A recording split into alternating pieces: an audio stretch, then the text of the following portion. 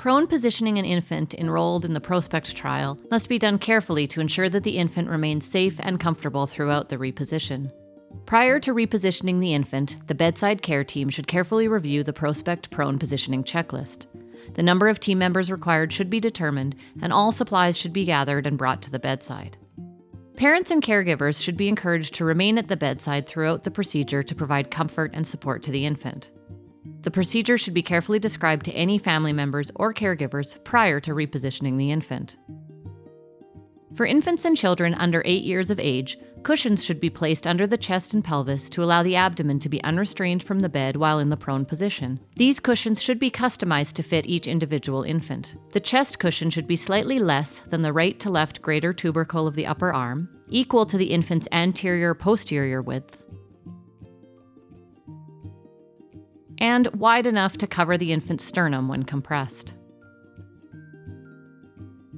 The pelvic cushion should be slightly smaller than the right to left iliac crest, and slightly smaller than the infant's anterior to posterior width. Prior to repositioning the infant, the most recent chest X-ray should be reviewed for placement of the endotracheal tube, the tip of which should be positioned in the lower third of the thoracic trachea. All cushions or positioning materials and any clothing or hospital gowns are removed.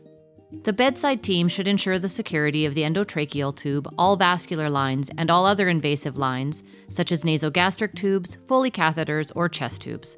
Dressings should be reinforced as necessary. If the infant is being fed, consideration should be given to the timing of the last feed and/or holding feeds until the infant is settled into the prone position.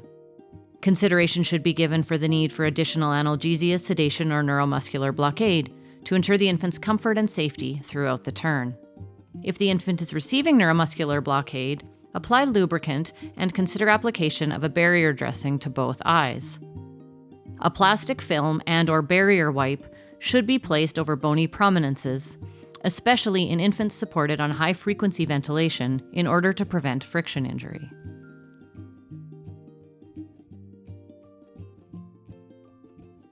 Any unnecessary tubes or lines are disconnected, such as NG suction, temperature probes, etc. ECG leads should be moved to the lateral aspects of the upper arms and hips, and the oxygen saturation probe should be placed on a limb that will be going over top of the infant during the turn. The infant should remain connected to the ventilator throughout the turn. Immediately prior to turning the infant, the team should discuss the roles, with the bedside RN directing the turn, and the team member at the head of the bed ensuring the safety of the endotracheal tube throughout the turn. During prone positioning of the infant is levitated up off the bed, turned 45 degrees towards the ventilator, then turned into the prone position. Throughout the turn, the infant's head should be kept in alignment with their body, avoiding hyperextension, keeping the arms next to the torso, with the toes of the upper leg pointing in the direction of the turn.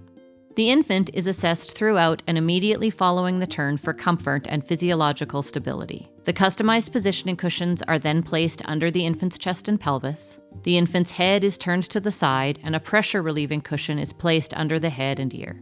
The knees and feet are positioned off the bed, with a roll placed under the distal femur and lower leg, such that the toes are floating off of the bed. Positioning devices should only have one layer of linen between the device or cushion and the infant. Any monitors or devices that were disconnected are reconnected, and the infant is assessed to ensure that nothing is pressing against their skin and that their skin is not pinched in any way. An absorbent pad is placed under the infant's mouth to protect skin from draining oral secretions, keeping the pad free of wrinkles or creases. The infant's position is assessed to ensure that there is no excessive flexion or extension of the spine, that the infant's shoulder girdle is not hyperextended, that the infant's shoulders are nestled into the cushion, and that the abdomen is unrestrained from the bed. The head of the bed should then be elevated 30 degrees in reverse Trendelenburg. While in the prone position, infants should be repositioned every 2 hours. This turn requires at least 3 personnel to perform safely. Consideration should be given to the need for additional analgesia, sedation, or neuromuscular blockade to ensure the infant's comfort and safety throughout the turn. When tilted into a lateral prone position, the infant's dependent arm is repositioned against their torso, and the non-dependent arm is flexed at the elbows and positioned up towards the infant's head. To reposition the infant while prone, one team member maintains the security of the ET tube while ensuring it does not kink. Ventilator tubing should remain lower than the infant at all times. The infant's chest is lifted off of the bed, while another team member turns the infant's head to the alternate side. The infant's head is returned to the bed with a pressure-relieving cushion under the head and ear.